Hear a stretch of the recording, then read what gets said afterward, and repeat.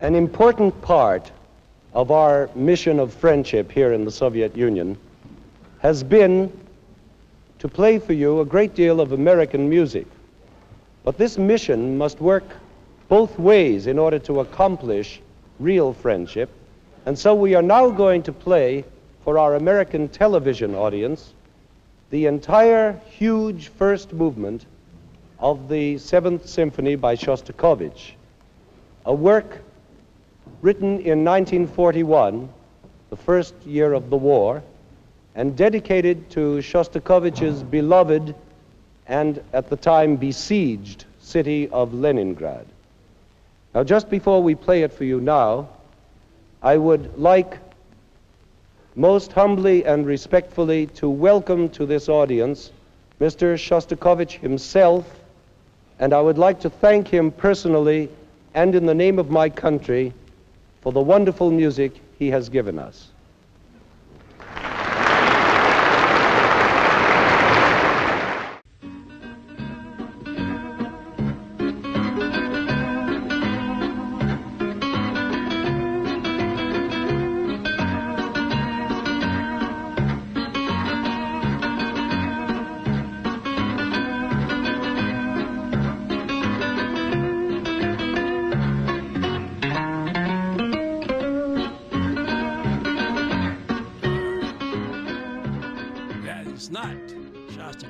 Seventh Symphony, and that was not Shostakovich, it was Anton Karas.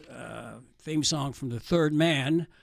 I'm Randy Critical, live on the fly here in New York City, and at the very top was the great composer and conductor Leonard Bernstein. I got to tell you, Reggie, you think he was on the FBI watch list? You think? Yeah. I mean, who was in charge of the FBI during that time? Back in the 50s, man. You know, he was definitely. Yeah. And it was a very gutsy move. No one's doing that today. I mean, I have friends that have gone over there, but to do that in '59 at the pinnacle of the Cold War, think tensions, a lot of tension at that period of time. At any rate, just let me, we're going to talk about that with Dr. Richard Wolff in just a minute and a whole bunch more, because he's got a new article that came out the other day, which I found fascinating. It's a long article. It's like something you would read in the Atlantic Monthly or in the New Yorker, one of those feature articles, or Harper's. Harper's would be the right place for this. And it's why Europe's leaders provoke war with Russia. Okay? Let's get to Dr. Richard Wolff. And like I said, I've laid out the article. By the way, so I don't have to do this when he comes on. He's an economist, Marxist economist. He's a historian and a philosopher. And his website is Democracy at Work. Two of his many books are Understanding Capitalism and Understanding Marxism, okay? And he's the host of Economic Update, heard here every Thursday at 7 p.m. And also, we're going to play Shostakovich now, right? We're going to play that Shostakovich. Yeah, suite. We'll play the suite. So here's Shostakovich. We'll be right back with Richard Wolff.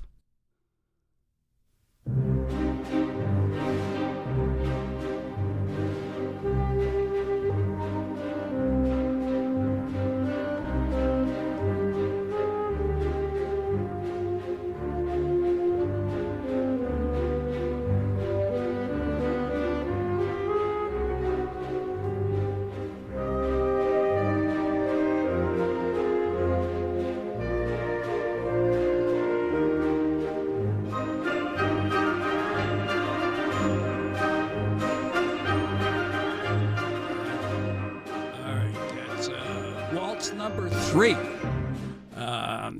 Randy Critical live on the fly here with Reggie Johnson. No Sophia today, but we do have Dr. Wolff with us. And let me ask you first of all, Dr. Wolff, were you aware of that trip to Moscow that Leonard Bernstein made in 1959, and how astonishing that even took place? Yeah, well, it was early enough in the Cold War that the people in charge of our institutions had not all signed on to the national hysteria at the time. They remembered that during the war, the United States and the Soviet Union were allies in the fight against German, Italian, and Japanese fascisms, and that it had not been a dishonor at all to be a socialist or a communist for that matter. Socialists and communists had been welcomed into the American government because they were reliable allies in the fight against fascism. You know, all that ended in 1945, but it didn't end in everybody individually. And so you had people like Leonard Bernstein able to overcome that kind of hysteria and to do something to make us friends, to make us able to appreciate one another's great musicians like Shostakovich. Yeah, it's a sign of the way relationships between the United States and the Russians or the Soviets at that time, what they could be versus the horror. You know, today the Senate passed Lindsey Graham. He's dead, but what he left behind, one more layer of sanctions on Russia. None of the earlier layers did the trick. This one won't either. Right. And yet it's the level of kind of crazy hysteria that is the norm now. But that reminded me that it doesn't have to be that way. Well, you know, that was broadcast on NBC back then. And it was actually at the tail end. I mean, McCarthy had been wiped out like 4 or 5 years earlier. But, you know, from 45, 46 on, they had this Cold War against Russia. And they had what was called, have you read that book, Cultural Cold Wars by Francis Stoner? It talks about the Congress for Cultural Freedom. Yeah, no, I've read a dozen books on that subject. Yeah. It's very interesting to me because in my own view, and something that you and I may want to talk about in some future program, but the whole Cold War theater, the spectacle of this great clash between capitalism and communism, for me, it turns out when you study it to have been a good bit of fake news, if I can quote President Trump. The real issue there in this country. That's all you get to quote him, no more. All right, go ahead. All right, go ahead, I'm sorry. No, continue. I said, the real issue is... The real issue of the day was to roll back the New Deal. I want to remind Americans that the war in which we were allied with the Soviet Union against the Germans, the Italians, and the Japanese. In World War II, it begins around 1941, 42, depending on what date you like. But it comes after a terrible, long depression, a depression that lasted 11, 12 years in the United States, from 1929 to 40, 41, etc. And in that war, in that depression, something remarkable had happened. The American working class went sharply to the left politically. You know, a little bit like recent elections in New York and Michigan and Colorado. And when the elections went to the left, they put into power Franklin Roosevelt as president. But beneath him, and much more important than he ever was an alliance between two socialist parties that became very large and powerful, a communist party, likewise large and powerful, and the labor union movement, the most powerful of them all, the CIO, the Congress of Industrial Organizations.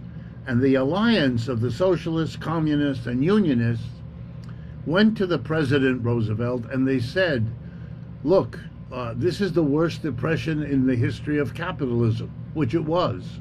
It's the worst depression in the history of the United States, which it was.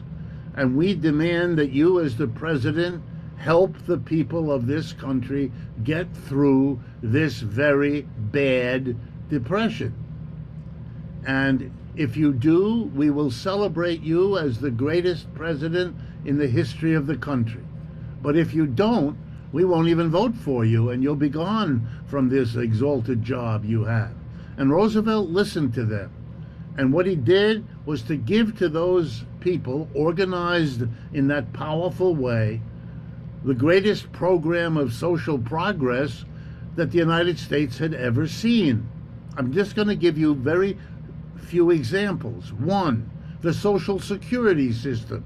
We had never had that before. If you reach the age of 65, your retirement from active labor will not be one of misery and poverty. The government will give you a decent pension for the rest of your life, no matter how long you live. And I want to remind people, this is done in the middle of the Depression when the government had no money.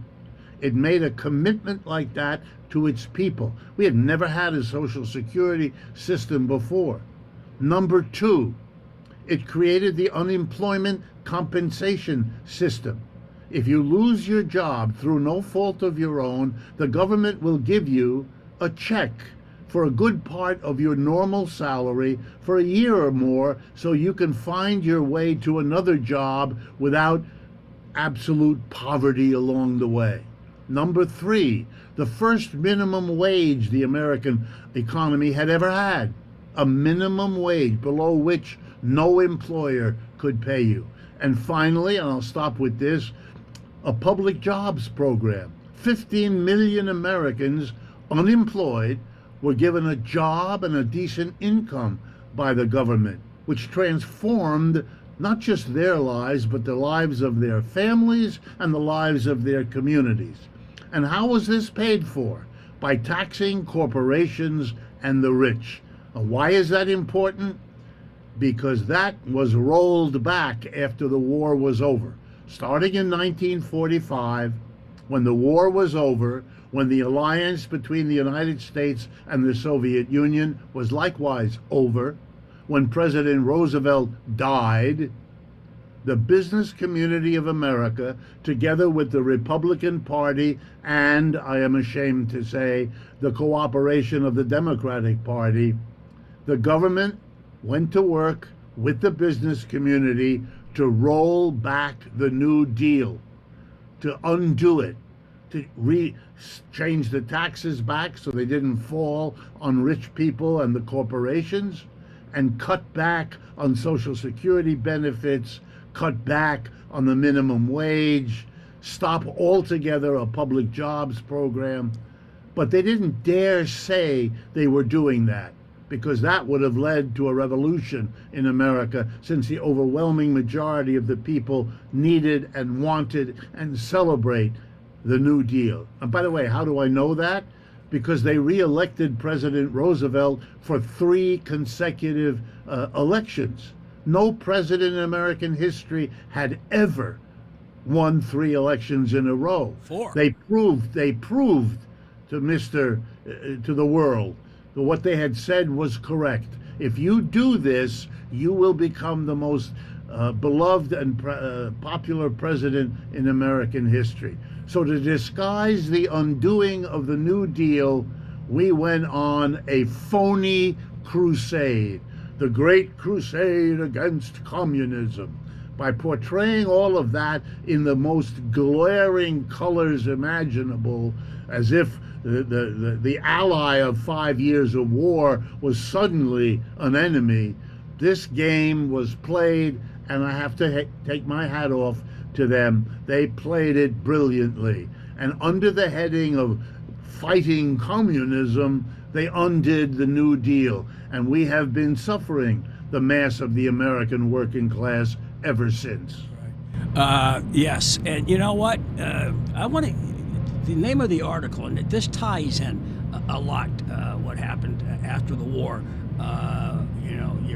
The article, which has gone viral. It's why Europe's leaders provoke war with Russia, and this was part of the containment strategy, purging at home through the Red Scare, and also to neutralize the Communist Party, the Socialist Party, and all of that here, a big military buildup and demonizing Russia.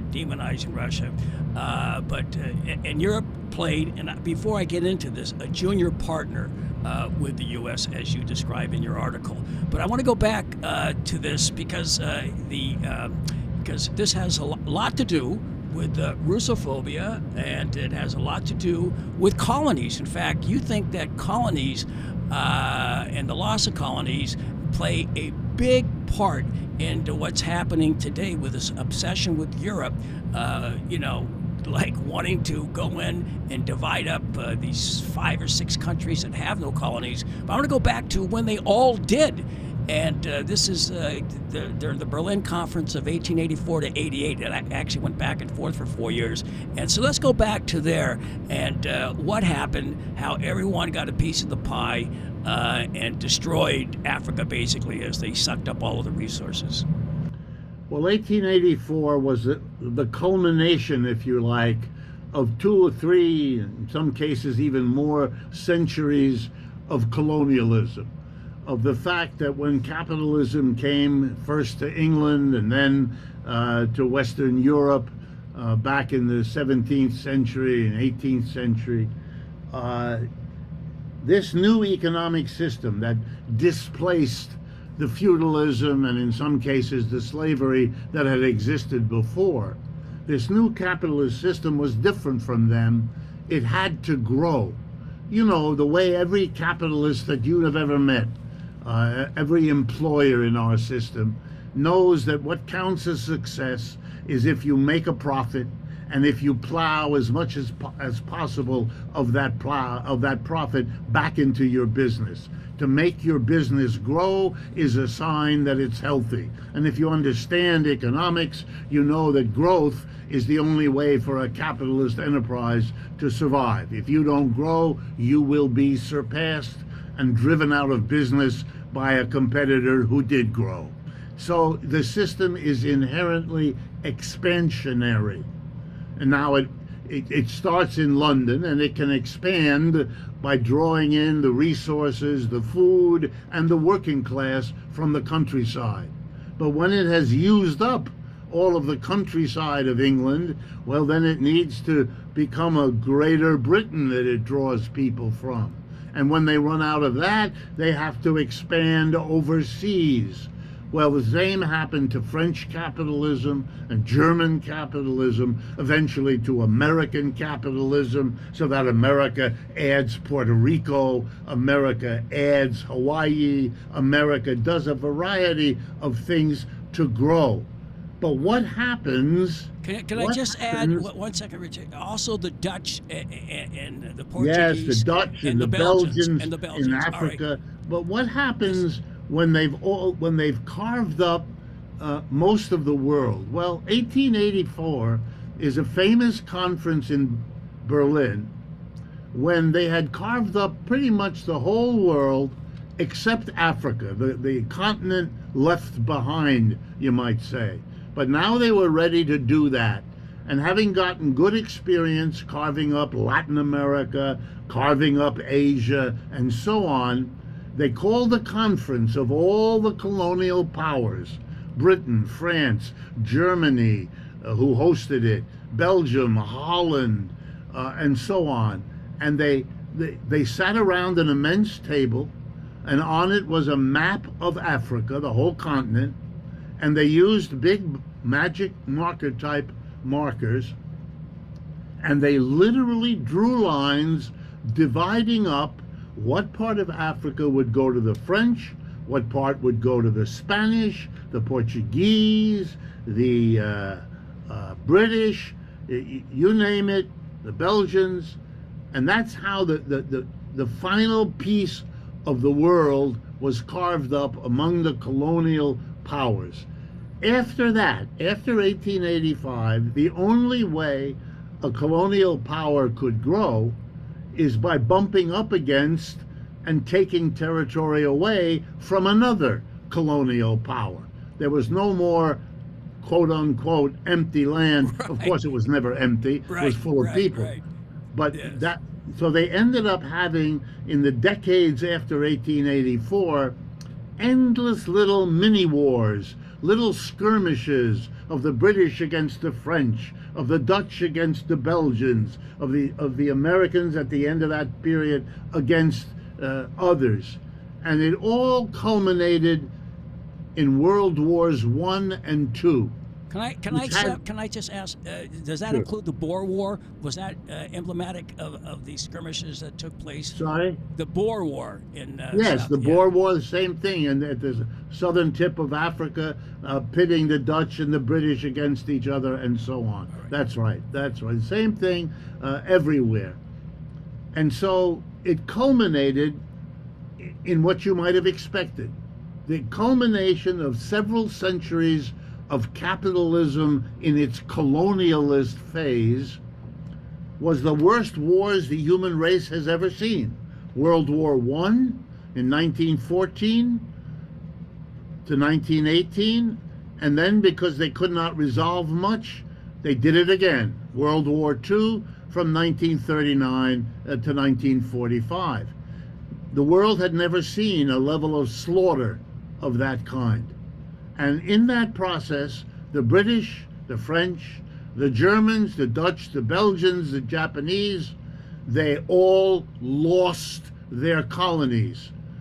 Because Germany lost World War I, they lost their colonies then in 1918. The British and the French and the others took away the colonies of Germany and took them for themselves. Exactly what you would have expected, except it didn't solve the problem. It just postponed it a few years, and then they went to war all over again. And the wars were unspeakable. I did give you an example. During World War II, the number of Russians that died, 25 million Russian people died. The comparison in the United States in World War II, how many people died? 400,000. You understand? No comparison. When a Russian family to this day understands war, they feel it in their bones in a way that Americans couldn't possibly, and not because of good guys and bad guys, because one of them had the experience and the other one didn't. And the end result has been that the Europeans, by losing their colonies, lost their economic, political, cultural importance. Today, all the head of the greatest manufacturing power in the world is the People's Republic of China. The two richest economies in the world by far are the United States on one hand and the People's Republic of China on the other. No European country comes close. Right. Not at all. Even the European Union is not able to play a powerful role compared to the United States and China. And it used to be in the centuries before this, the reverse, that the United States, which was itself a colony, China, which was one of the poorest countries on the face of the earth, had nothing compared to the centrality of Europe. Yeah. You know, all of that is gone. I mean, the British had a big hand in exploiting. China was basically a colony of theirs, you know, with the Opium Wars and all of that. Am I correct? Yes, but they never could take over China, which turned out to have been China's great good luck. They took little pieces. Hong Kong, British took Hong Kong, and Americans and French and German had controls of cities along the coast of China. But they never took over China as a whole, which gave China a level of independence which has now, in the last 30, 40 years, served them well to become the powerhouse that they are. But here's the final point people to understand. Just like the Cold War was a fakery to hide an economic agenda, which was achieved. That's why today, to be against Russia means that the problem was Russia. The problem was something other than the fight against communism, because Russia doesn't have communism anymore, got rid of it in 1989. So what are all these people around the world? The fight against communism has got nothing to do with Russia. Right, right. You know, in fact, many of these countries have perfectly good relationships with China, which is run by a communist party, as opposed to Russia, which is not run by the Communist Party. You know, you skipped anymore. one thing. I just want to bring this up. before I forget, and that would be after the Russian Revolution, after the war was over. That this is part of the,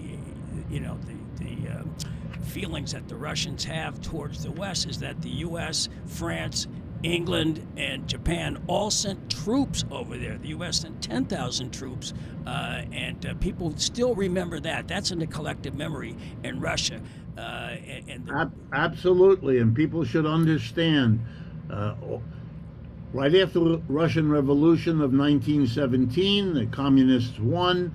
Lenin and Trotsky and Stalin took over as leaders of this new Soviet Union, and immediately the country fell into two parts: those who celebrated the new revolution and who organized a military force called the Red Army, and those who were dead against the revolution and who organized and formed what came to be called the White Army. And a civil war got underway in 1918, particularly between the Red Army and the White Army. And four Western countries, the United States, Britain, France, and Japan, sent troops. And remember, this was hard to do because it was right after World War I, and one thing no country wanted was any more war. But despite that, and against that public opinion, the leaders of those four countries sent troops. The United States sent a contingent of 10,000 American soldiers, and the French and the British and the Japanese as well. And they fought on the side of the White Army to put down and to overthrow the new Red government. And why is this important? Because the following sentence is the truth. And I wonder how many of you listening have ever heard this, but here it is. Did the United States ever invade the Soviet Union as a hostile military force? Yes, I just gave you the description of when it happened. By the way, the last of those troops, the Japanese contingent, did not leave Russia until 1922. They were there for 4 years. Wow. Now here comes the punchline. Was there ever a Soviet military contingent that landed on the shores of the United States and intervened in American history? And the answer is no, that never happened. So who's entitled to be afraid of whom?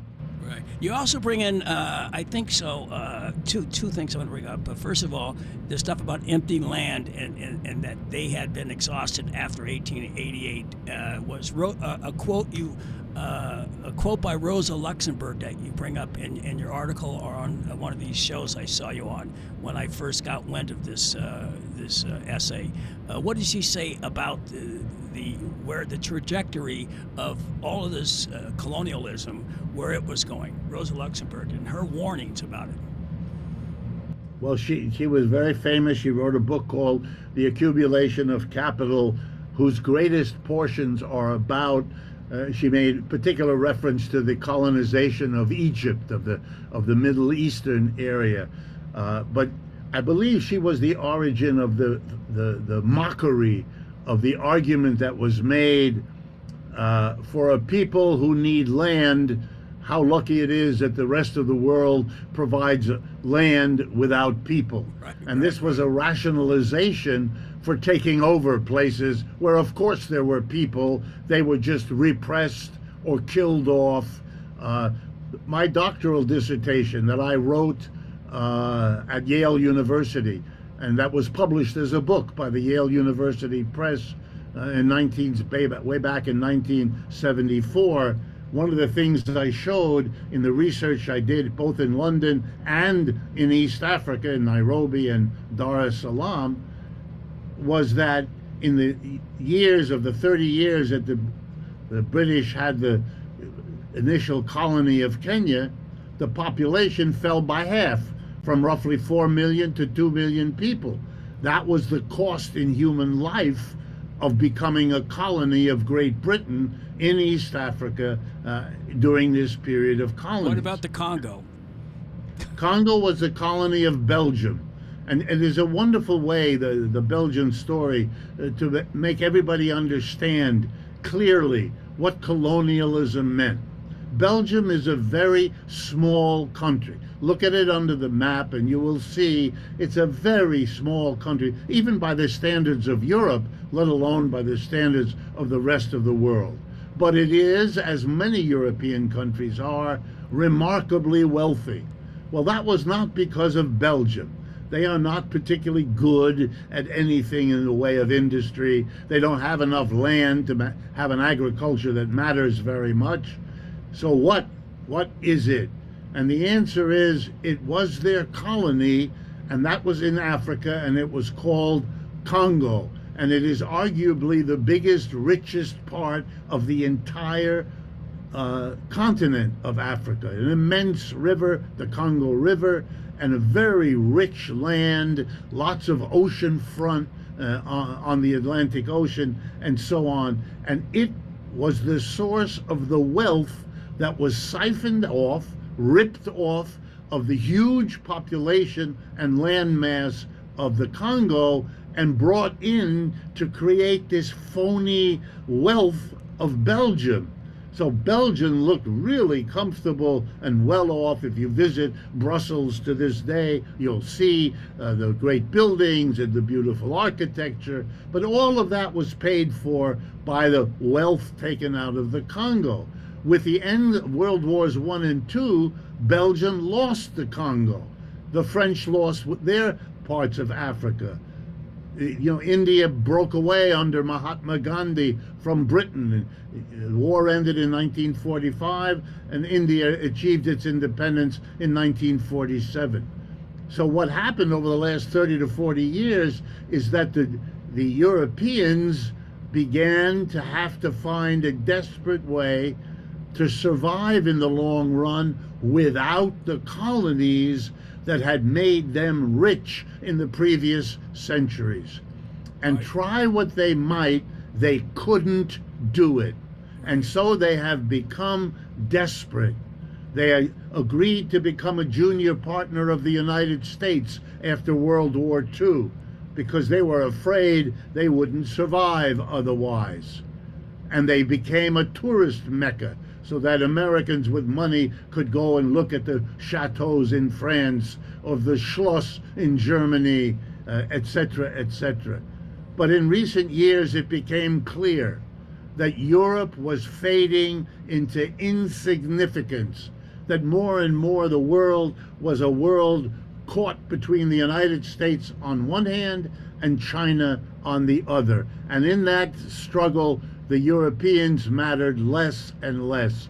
And so they came up with their version of what had saved the business capitalist class in America. In America, as I pointed out, it was this phony capitalism versus communism Cold War that could disguise the undoing of the New Deal. In Europe, and that's where we are right now, in Europe, it's the demonization of Russia. Notice, not because they're communists, because they're not. They rejected the Communist Party leadership. The Communist Party exists in Russia, but as a small party, which, by the way, the Communist Party is also in many other European countries, not just Russia. And so what the Europeans are doing is demonizing Russia, portraying their current leader, Mr. Putin, as though he were another Stalin, because they need to make this hysterical argument. But what's the real goal here? Yeah, what is the real goal? Russia is, here comes the punchline. Russia is the largest country by geography on the face of the earth. It has an enormous part in Europe, but an even bigger part in Asia. And that part in Asia is relatively underdeveloped. So the great idea now is portray Russia as a crazy lunatic government bent on taking over all of Europe. There is no evidence for that.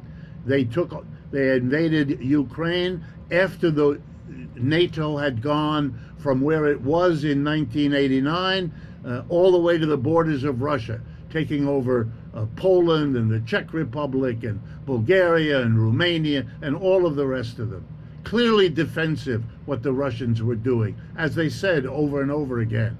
But no, the Western Europeans are portraying them as if they were threatening to invade any day now, which they have never, as I say, they've never done it, they've never threatened it. It's purely to do what? To have a war against Russia, to hopefully defeat Russia, and to carve Russia, then a defeated Russia, up into a whole bunch of little countries, and then to sit down maybe at another Berlin conference and to carve up these little bits of what was once Russia and give this bit to England and that bit to France. In other words, to recreate colonialism for Europe so it doesn't go into the waste bin of history, outdone by the United States on one hand and China on the other.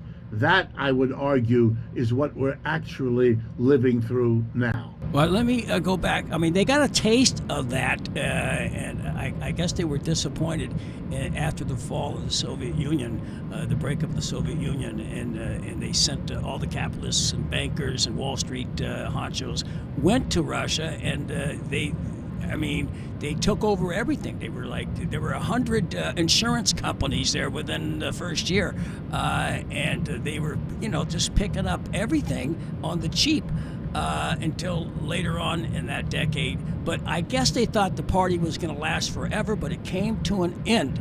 But they got addicted to the prospect that initial taste is like the first line of cocaine. You want more and more and more, and they've been deprived of it. And right now they are desperate. I guess they would have what's tantamount to the DTs. You know what I mean? Going through right. And by the way, if you're interested in this understanding, the current foreign minister for the European Union, a woman named Kaya, yes. Yeah, Kaya Kallas.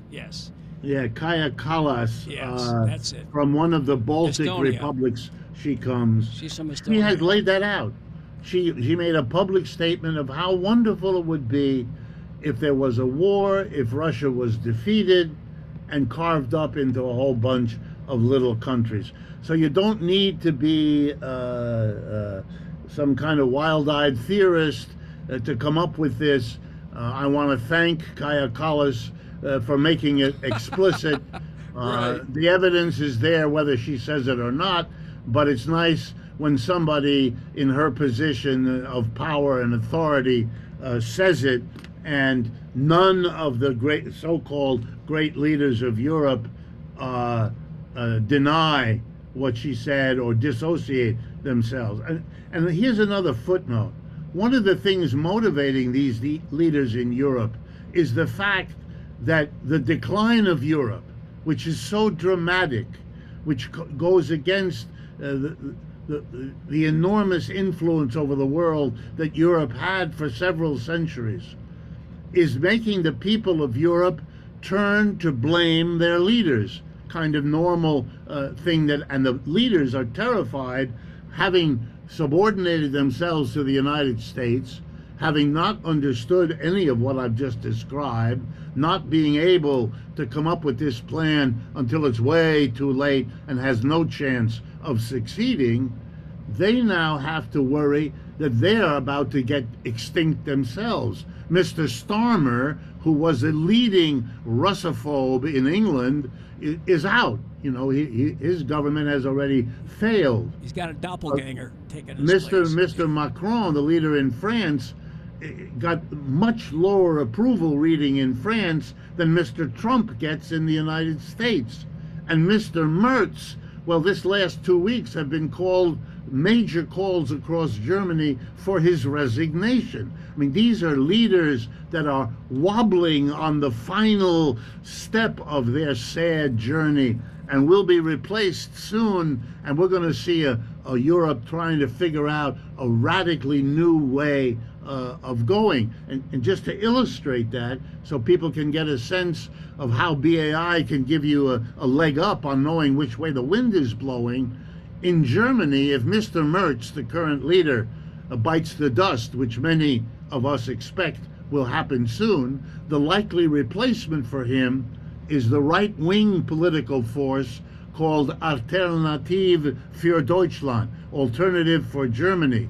And here are two of the major commitments the leaders of the AfD have announced for their German government when they get to power. Number one, disengage from the Ukraine. They will not continue that war.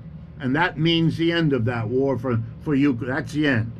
The United States has pulled away halfway. Germany is the other major supporter. It's done.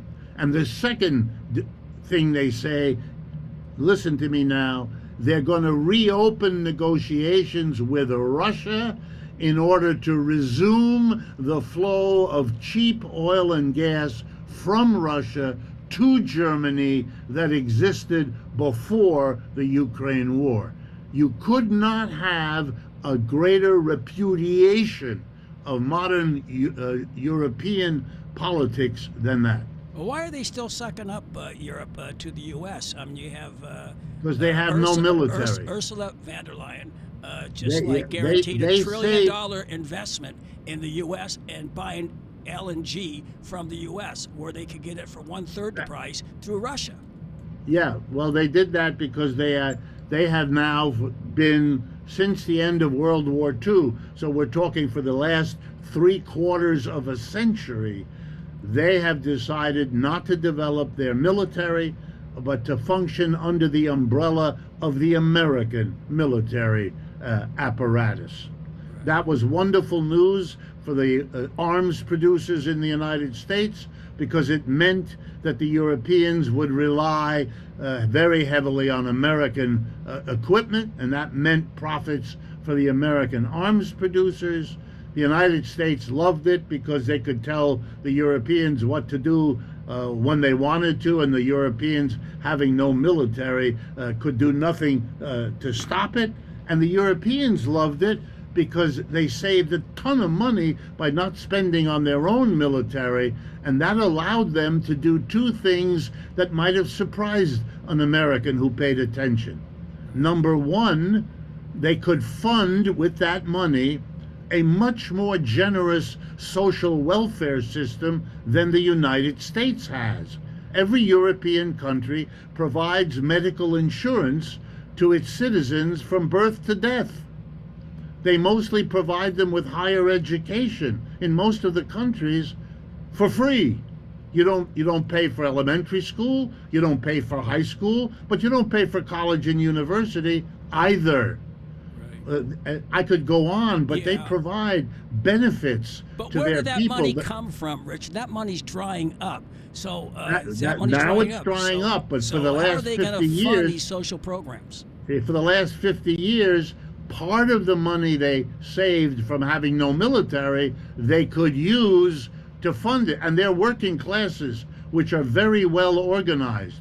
Their unions are stronger than the American unions. And every one of the European countries has an important socialist party, an important communist party, and if they don't have those, they have important parties that define themselves as anti-capitalist. So with all of that, they got some of that money used for social welfare programs. The other part of that money is used to provide all kinds of services to their rich people.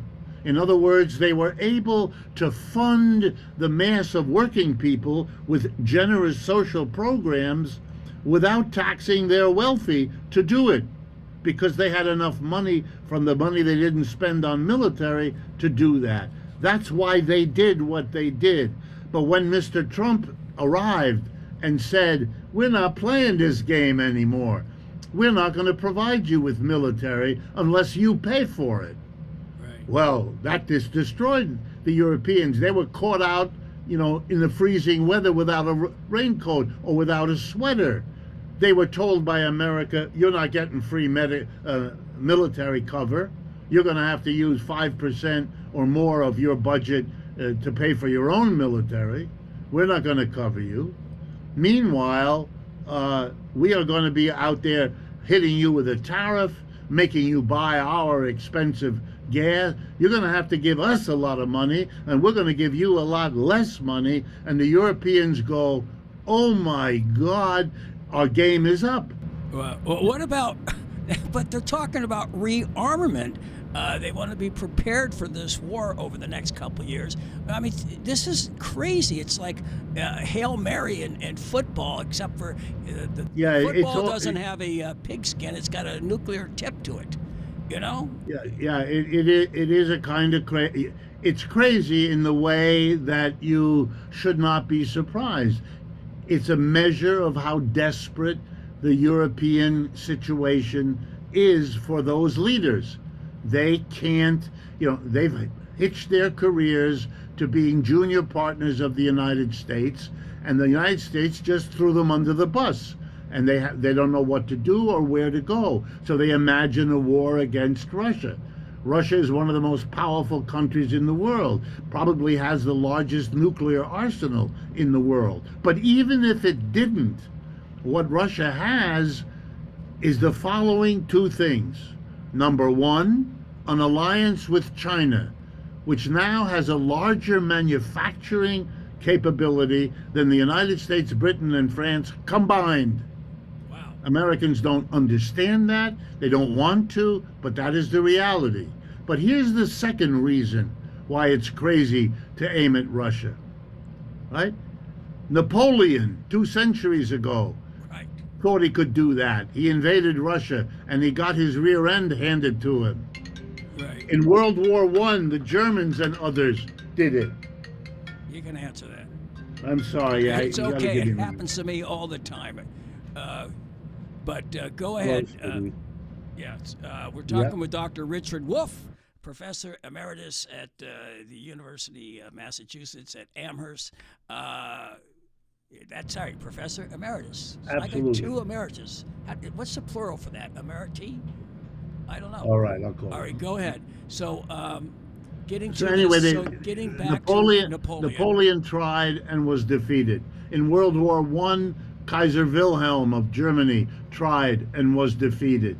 In World War II, Adolf Hitler invaded Russia and tried and was defeated. I think you notice a pattern here. Right. Can I ask you a question? I mean, he was obsessed with Bolshevism, blamed everything on Russia for the Soviet Union for the problems in Germany, even though it was the Western countries that took away the colonies. But he still had his sights going west and didn't really want to get into a war with France and England, right? He wanted Russia. Well, I read that history slightly differently. I think what Mr. Hitler understood was that he could not, and he should not, fight a war on 2 fronts. He ended up having to do that, but he had wanted to avoid it. And the way you kept the West quiet was to make a big deal out of hating Bolshevism and invading Russia first with Operation Barbarossa. Yes, that would keep the West quiet, because the British and the French and the Americans were telling each other, if communist Russia goes to war with fascist Germany, hopefully they'll both knock each other out and we'll be left the only ones standing. Hitler had no intention of doing that, but he wanted to keep the West out of the war until he could defeat Russia, which he thought he could do. He was wrong, but he thought it. It was only after it became clear that he couldn't do it in Russia that he no longer had any reason to hold back, making the effort going to the west and invading, France and Scandinavia and threatening Britain and all the rest of it. But those were, like with the United States, the anti-communism was a ploy to get other objectives accomplished at least as much as it was a genuine hostility to Bolshevism. Right. So, all right. So we move up to today, and now we're at this really ominous inflection point where it looks like, I don't understand why, as you said, they've tied their hooked their wagon to the U.S. as junior partners, but that's breaking up, and you got divisions now in Europe. But the only way these 4 Western countries that are really Russophobic can survive as leaders is to, get them into a war with Russia. But wouldn't it be better at this point to like drop it and like have a peace deal and then like do business with Russia? I mean, go back and make some deals. You're going in the right direction, but partly because I only have another 5 minutes, let me tell you where I think things are going, and you'll see that you're onto something with your question.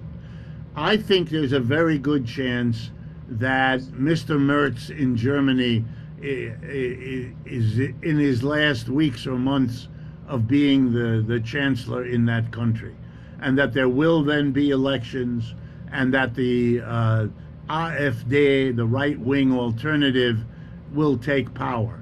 And if and when that happens, they will sit down with the Russians and they will desperately try to undo the deindustrialization of Germany that has happened. In recent weeks, Volkswagen, their #1 automobile company, announced layoffs of, get this, 100,000 workers. BMW, the second most important automobile company in Germany, layoffs of 35,000. The German economy is done, and the AfD have said to reverse that decline, they will sit down with Russia and renegotiate the resumption of cheap oil and cheap gas flowing from Russia, which has limitless amounts of it, into Germany to allow them to industrialize without becoming an armaments center, because they won't need it. They will be able to revive their industry that they already have rather than try to build one. Even if that didn't happen, let me point out to you, the budget plan of Germany is to spend $800 billion, I believe, over the next 5 years to build up their military. Well, Pete Hegseth, the head of the Ministry of War in this country, has requested, and Trump is going for, an increase of $600 billion in next year alone. The Germans are never going to catch up to neither the United States on the one hand, nor Russia and China on the other. There is no way for that to happen. Their rearmament is not going to be useful in such a war. The only thing the German army could do would be to unify Europe under German control, which, think of the irony, that, after all, was what Hitler had in his mind when he made his plans. He couldn't do it. These guys now, under a changed global situation, might in fact be able to pull that off. More than that, they're not going to do. And what that means is Europe is over. I mean, over. Its role as the center of the world, the colonizer of Asia, Africa, Australia, all of that is over. Europe is now going to become a peninsula sticking off of the major land mass that we know as Asia. And it's going to be a nice place to go for tourism. It's going to have a fashion industry in France and Italy, and that's about it. Wow. And wine and, like you said, tourism. It's going to be tourism. Yes, but yes. I don't want to go to Western Europe because it's becoming very authoritarian. So I'm not going over there. I'm not going to London. I'm not going to... the places you can go that don't have that risk for you are shrinking. You better go fast. Right. Prague, maybe Prague. I'll go there. All right, kiddo. All right. Richard Wolff, thank you very much, and we'll talk to you very soon. Dr. Richard Wolff, Economic Update every Thursday at 7 p.m. Oh, show us the way to the next whiskey bar. Oh, don't ask why. Oh, don't ask why. For we must find the next whiskey bar. For if we don't find the next whiskey bar, I tell you we must die. I tell you we must die. I tell you